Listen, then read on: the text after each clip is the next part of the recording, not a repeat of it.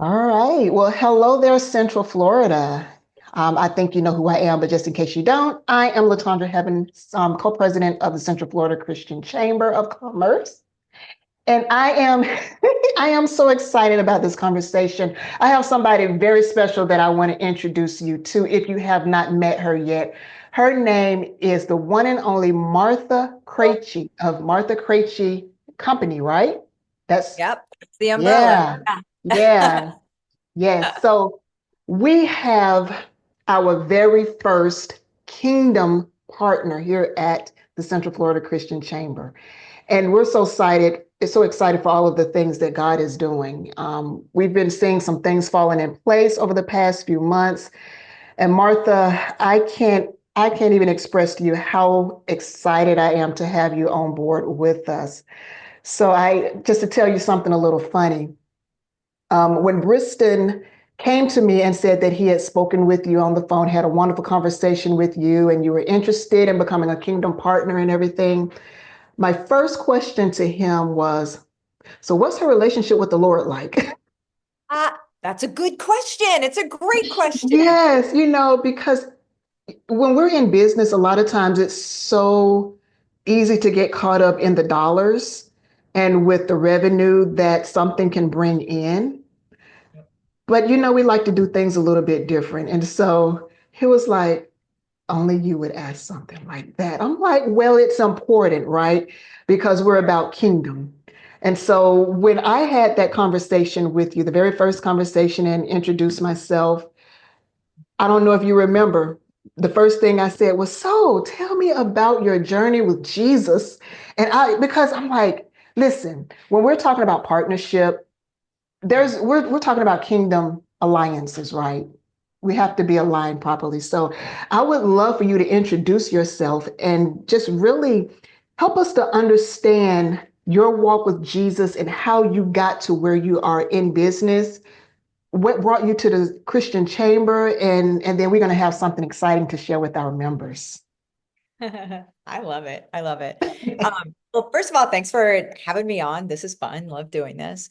Uh, my relationship with Jesus these days, and I'm going to talk about, in the past, like how, what has brought me to here, because it ain't always been as good as it is now. And I think a lot of us are, a lot of us have that same story. And I really like to be able to speak to the story because people in the middle of rough patches in their story need to be able to hear that there is light at the other end of the tunnel and that you're not always, going to be in that darker place. Right. But right now, today, it's I've, I, my relationship with Jesus is everything.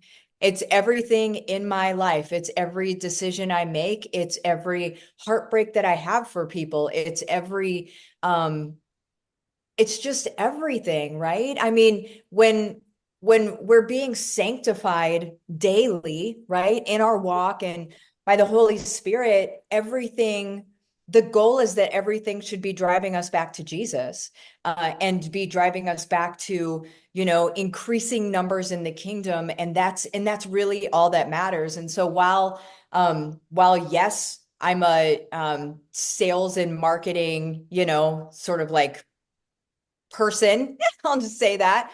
While I'm that, uh, that's the smaller piece of me, right? That the bigger piece of me is that I lay all my crowns even today. I'm not waiting till I hit the throne room, right? I'm laying all my crowns today at Jesus' feet. Like I that's love just it.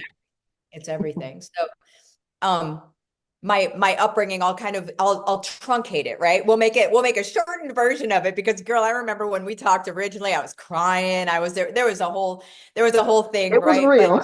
It it was was real. real. It was real. I was snotty. We had, Kleenex, uh but my background is I grew up in the church. I grew up independent fundamental Baptist, right? So like very there's a lot of words, and it was in the 80s and 90s at that point. And in my particular church, there was it was very it was very legalistic. I'm just going to call it what it was. It was very checking of the boxes. And there are people, I'm getting ready to go back there and actually speak here pretty soon. So I'm not throwing shade on that church at all, but it's the environment I grew up in. That's how it was. Not that way anymore. But that's so that's what I grew up with, was the checking of the boxes. You get saved, you get baptized, you memorize Bible verses, and that was what my experience was. What my experience wasn't was, here's Jesus, here's his love for you, here's how you connect with him daily, here's how you walk with him, you know, like, and that's not what I had. And so when I turned 18, I went in search of what is real, because this doesn't feel real, because it really was disconnected. My experience was disconnected. And so I went in search of what was real, and I searched for a long time, high and low, into some really dark places. And we won't go into all of that. If anybody wants to ask, happy to share, but we just won't go into all of it now. But then I came back, and when I came back, it was much like, oh, see, I'm gonna cry. This is the part of the story where I always cry. It was, you know, you hear about the shepherd leaving the 99 to go get the one, right? It was very much like that. It was very much, I was living 4 hours away from my hometown. A lot of people in my family started passing away, and Mike, my husband, stayed home with my daughter, and I would drive, you know, to go to funerals and to all of that stuff. And I started having a lot of alone time. And what does God do when he wants to get your attention? He will get you alone, and he will get you sequestered. That's a thing that you see throughout the Bible, even, is it you have your alone time. And so in one of those traveling experiences, in one of those 4 hour, you know, back and forth deal to Illinois, I started listening to old music. I was getting nostalgic, right? And I started listening to old music. So I was listening to DC Talk and Michael W. Smith and Stephen Curtis Chapman and all of that. And I remember there was one song that it just clobbered me right upside the face, is what it felt like. And it was Michael W. Smith, and it's called "I Miss the Way." And it was everything. It was in that moment. I feel like, even though I hadn't had that like deep relationship before, I feel like he was calling me back into his presence. He was calling me back. He was letting me know he missed me. He was letting me know, I miss when you cared about me at all, you know? And it was just like, it was a dynamic experience. That's all I can say. And then I went and I got a Bible. I said I wasn't going to make this long, and then I did, so I'm going to hurry up. Oh, I went, listen, it's your story. We're not going to but cut your story short. Come on okay. now. Sounds good. Well, I went and I bought a Bible, because I didn't even own a Bible anymore, right? Um, and so I went and bought a Bible, and here is the interesting thing. Well, one of, I guess. I had married in this time where I was searching.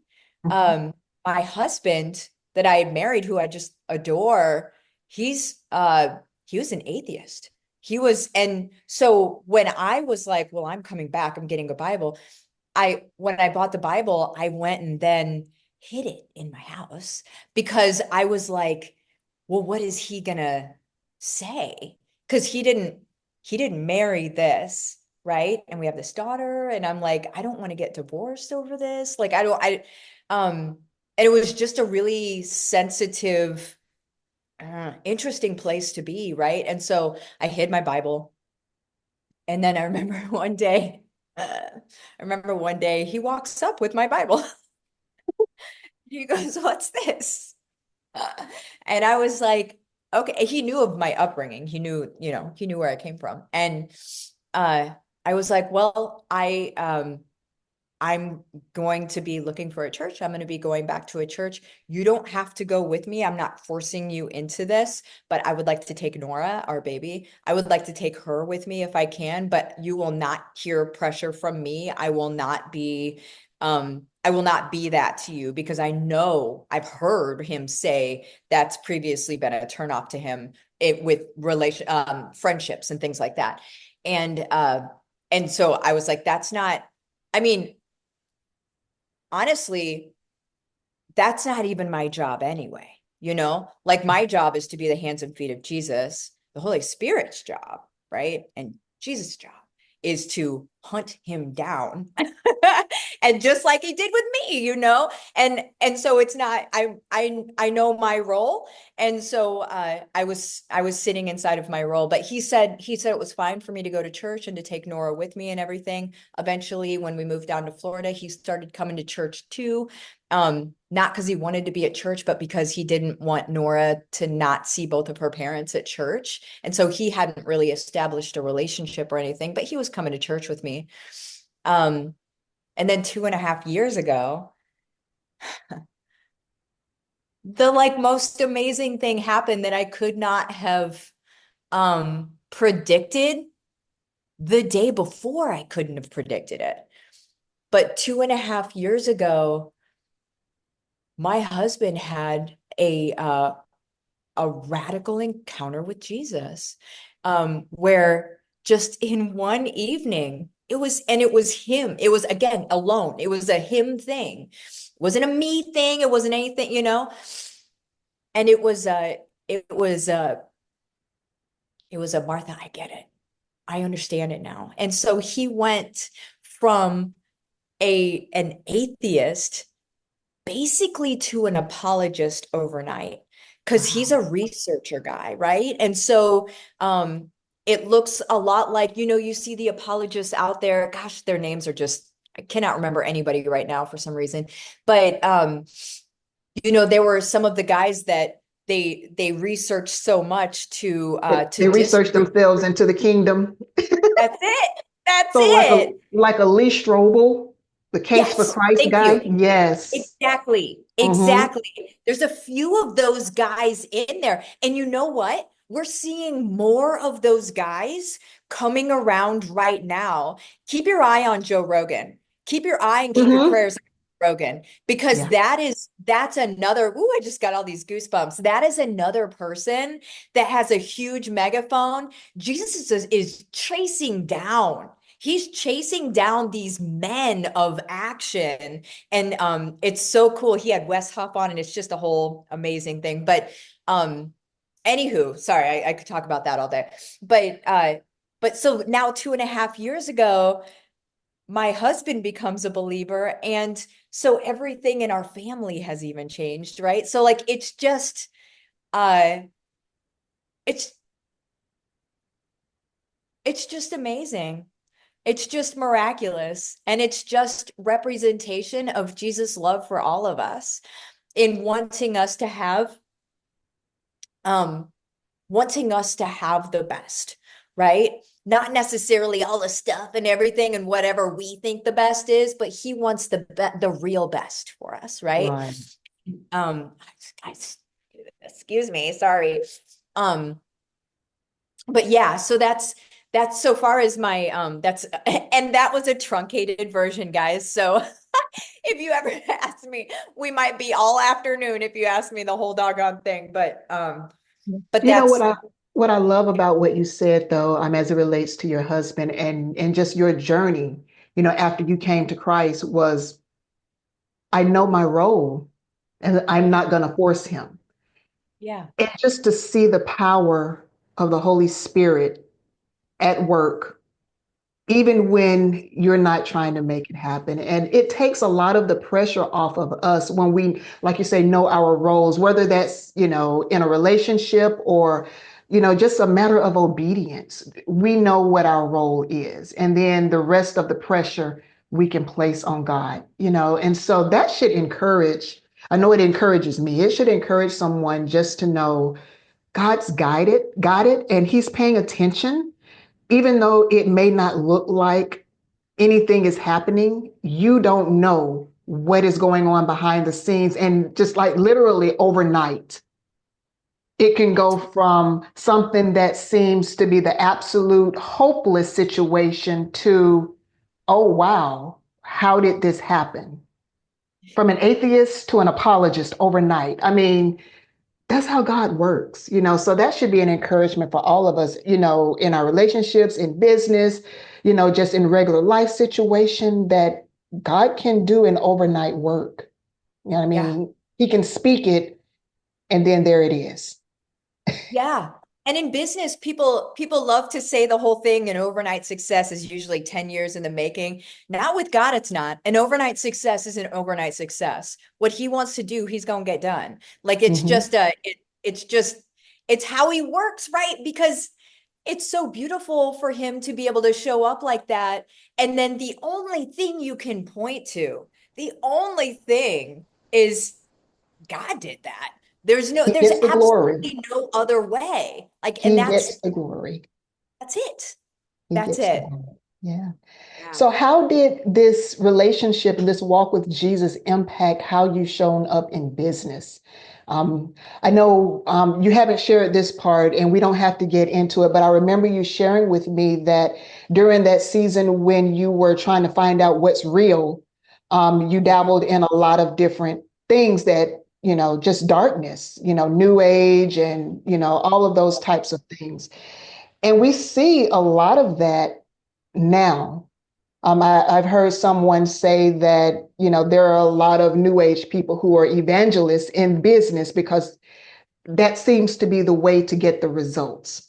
So I would love to just hear how your transformation, in Christ has kind of switched the way you view showing up and how to get results. Like how has that impacted you as you've done business? Yeah.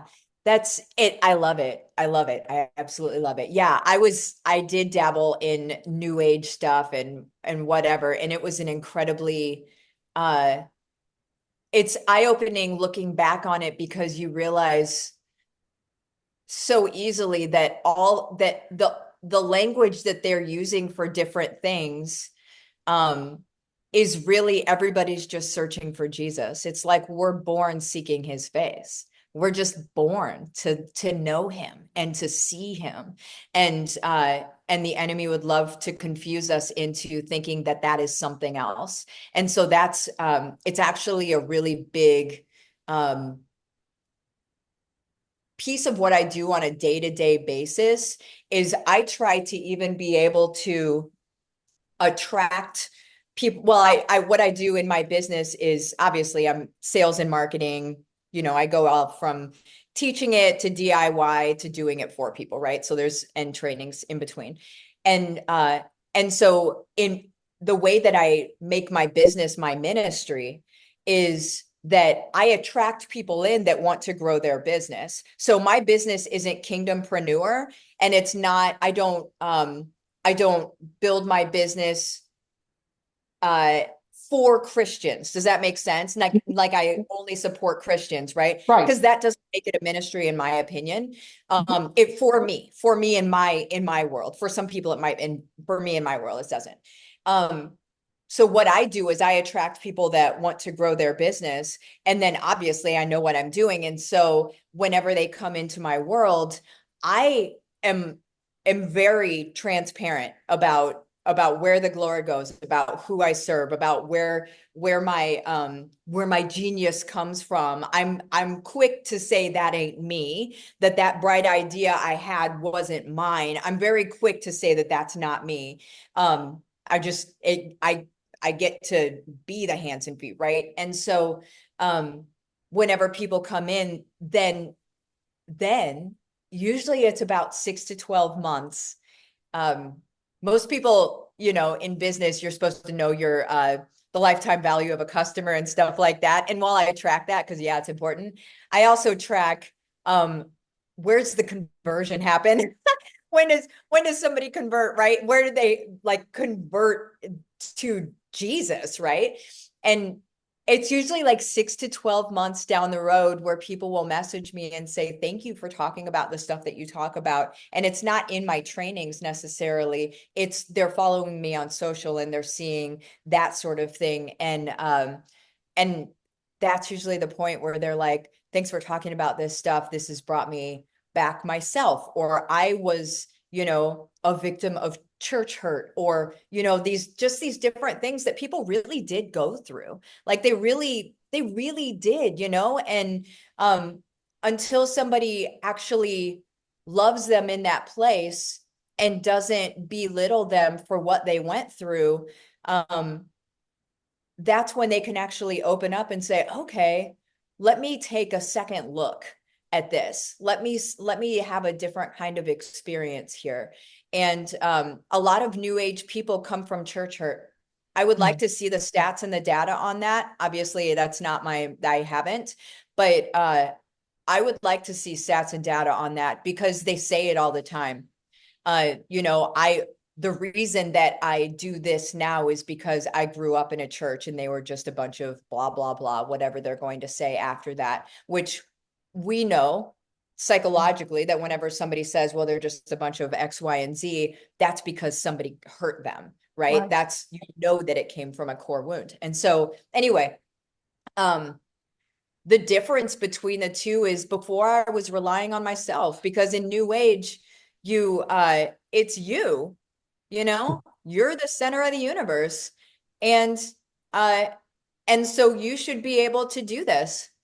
And if you can't do this, that's a problem with you. And so you should seek inside and you should figure out what's wrong with you so you can fix this and be able to do better at whatever it is that you're trying to do. And so I think the fundamental difference between a new age approach, obviously, and really just surrendering to what Jesus has for you in your life, in your business, in everything. The difference there is that, like what you mentioned earlier, is that I know my role now and he's got the rest. And from a business standpoint, if we look at it from business organization, our roles in business, like so for me in my agency side of things, I don't have generalists, right? So I don't have people that do everything. We treat it like a Model T, right? So there's these people that are amazing at this, and there's these people that are amazing at this, and these people, and that means that everybody loves their work every day, and everybody does an amazing job every day because it's what they were designed to do. It's what they're built to do. And so they get to be excited about it and innovative and all of that, right? And that's us. We get to be excited and innovative and everything in our lane, and we don't need to worry about any other lane because God's sovereign over everything. And so, like, it's even our lane. He can even clear the path on our lane, right? But yeah, the difference is, do you need to worry and be anxious about how your energy is off, or how your, whatever weird stuff that is you based, or do you just surrender to the King of the universe who loves you more than you could ever imagine, and then let all the glory be his, and let all of the ambition that you have before what he has for you and for the world, rather than what you have for you and the world. I love that, Martha. I love it. And we could have that conversation for the rest of the day. I Yeah, love I it. think so. Yeah. You know, I'm so excited because I know that we have discussed something that the Lord had placed on your heart. And Briston and I went through and we actually just kind of tweaked our partnership packages for the new year. And so that we can be a little more strategic and intentional with where our partners' money is going, right? And so for our kingdom partners, we were like, okay, how can we serve our members better through the partnerships that we have? And one of the things, your baby for this year, and I love it, is going to be around the whole sales and marketing thing. Yeah. 2024, and we've had conversations with so many of our members. 2024 was a tough year for so many of our members, and even for Briston and me. We're just thankful that we're on Jesus's side and He's on ours. Yeah. Because you just don't know what could have happened. But we know 2024 was a difficult year, with our members just really making the sales. The economy has presented some issues, and um, just getting to the point where you can go from the marketing to the conversion to actually get the dollars. That we've seen that has been a challenge for many of our members, and so it's really been a source of angst for us. It's like, how can we serve our members? What resources can we provide to help them to get to the place where this is not such a struggle anymore? And we didn't say anything to anybody about it, but out of the blue pops Martha at a chamber at the Jingle Mingle luncheon, and then the conversation. And now we have like a whole plan to address the thing that Briston and I had been praying about. And so that's just another thing how God's got it, right? He already had Martha sitting back as the answer. So I would love for you just to kind of give them a glimpse into what 2025 holds and how we have discussed helping our members. And because I don't know if they realize how qualified you are to help them. If you could share with them why you're qualified to do that. And I know that you don't boast, but you have fruit, okay? You have a lot of fruit to prove it. So share with us a little bit about that. Okay. Yeah, this is always the awkward part of the conversation where I get a little like fidgety because I I know. it's uncomfortable, right? It's uncomfortable, but you do need to know it. Um, so we have, like I said, we teach business owners how to be able to grow online businesses via DIY stuff through courses. I've got books that I've written, and then also trainings, memberships, and then we have the agency that does it for people. But our own online brand is an 8-figure online brand, and so we know what we're doing, and I have run the show for that, right? Partnered with God, of course, but it's not like I hired somebody else, they grew me, and then I say, well, I'm an 8-figure. No, like I'm the person. So yeah, that's what we're doing this year. I am so excited about, because I'm excited to sit in the room and watch people, or if it's on Zoom or in a room, it'll be, both at different times, but just to watch the light bulbs go off. Because what we're going to do is we have monthly training. So this month we're going to have 2, because we're catching up, because last month is January is a transitionary sort of thing, but there I were think the 12 two is in March. or I 2 is think, in March. yeah, Okay, is it in March?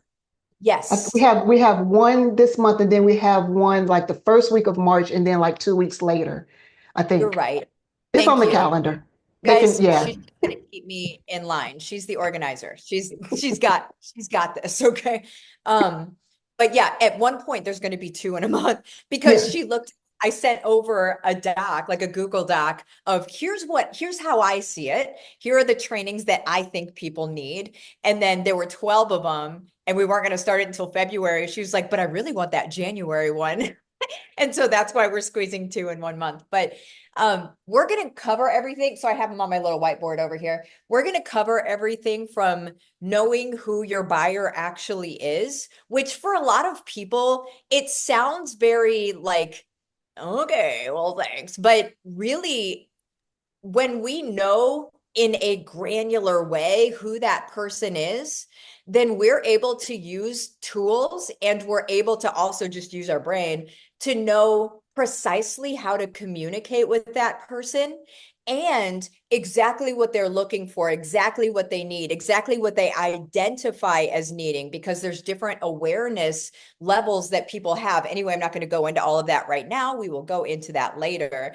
But that's the very first thing that we need to know, right? And then we move into a sales suite, so a sales ladder, so a product suite is really more of what it is. What kind of products do you have available? What else could you also have available that makes sense in that same world, right? So like different price points of things, because there's always going to be people at different levels of what they believe they need, right? Again, going back to awareness. And so being able to create all of that is going to increase your revenue like crazy. So let me give you an example of something that was very inexpensive that increased our revenue like crazy. I had a course that was $67. It was a $67 course.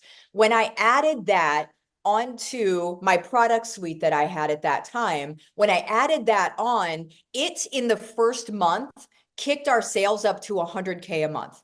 Okay. That's a $67 course. But what that meant is that the people that were following me, they couldn't afford this thing and they maybe didn't see value in this thing, but that thing that made a lot of sense to them, obviously. And so that's where that spike happened, right? And then I was able to realize like, okay, and then I could throw some ads behind it and I could throw a funnel or a campaign behind it and be able to keep that trend going for a while. So I'm just to explain why, adding things to what you do are important. Okay. So that's the second one.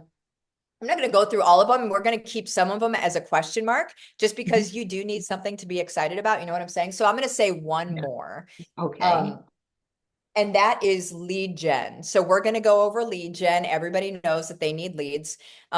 But the lead gen is going to be, how do we generate leads that are actually going to convert, some real, actual good leads, not just leads that are, tire kickers or trying to grab free stuff. There's nothing wrong with that. But we do want the leads that are going to convert as well, right? And so that's what we're going to be focusing on more than anything. And then later in the year, I'm just going to say later in the year, at some point, we're going to cover like AI for business and really jump into the deep end on that, because I am all up in that space. So yeah, that's some of them. Yeah, this is going to be fun, and I'm looking forward to all of them. All of them. I'm looking forward to them. And here's the thing, and this is what I love so much about you, Martha, and I think that we're a lot alike in so many different ways, apart from both of us being introverts. Yeah. It's about what can you actually do? Let's take some action. Let's be tactical about this. It's not theoretical. It's not just, this overview, but it's like, let's get our hands dirty and figure out what is it that we need to do in order to make this thing happen. Of course, in partnership with the Lord, right?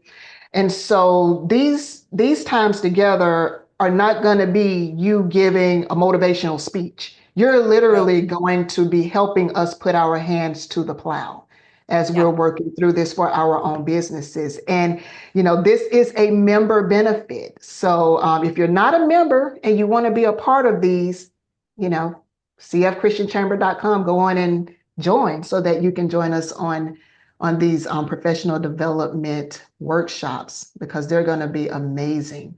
And how can they find you online? Because I know that I follow you everywhere. Let them know Um, where to find you. yeah. So there's my website is withmartha.com. My, from that website, you're able to see everything. It's kind of a hub for everything. But I have a YouTube channel, my Instagram. Just search my first and last name. You'll find it. If you don't find me, you'll find a photographer in Czechoslovakia or Czech Republic, whatever it is now. Literally, her name is Martha Krejci, and I imagine she gets some strange requests. But that is, yeah, in case you find a photographer, that isn't me. I'm not a creative like that. But yeah, and then also, aren't we doing hot seats? Aren't we going to do hot seats too? Yes, and so we're going to do hot seats, and that's going to be reserved for President Circle members. So Yeah. we'll have the opportunity to have President Circle members to bring their issues, or not even issues, but the thing that they're working on at the moment. to really get focused attention specifically on their business. So that's going to be fun. Um, Yeah. for President Circle members only. So Yeah. Boom. love it. Martha, thank you so much. I'm looking forward to 2025, excited about what God is doing. And if you want to become a partner in any way, go on the website. You can find the partnership packages. We have different levels. You can read about how your dollars will work for the kingdom as a partner. And come on out to some of the events. We have a lunch coming up. And you're actually the lunch sponsor for our Oh, February lunch. So if you want to see Martha in person, you can come this week on the 13th and yeah. meet her in person. So thank you so much, Martha. It's exciting stuff that's going on right now. It really is. It Yeah. really is. I wake up every morning right now just thinking like, what are we doing today? Like what's God got us doing today? Like who are the people we're gonna meet? What's the stuff that we're gonna do? If you're not sensing that, my prayer is to surrender and open up to it because it's happening. There's something very alive that's happening right now. And it's just a cool thing to be a part of. Yes. Awesome. Okay. Well, we will talk soon. Right. All right.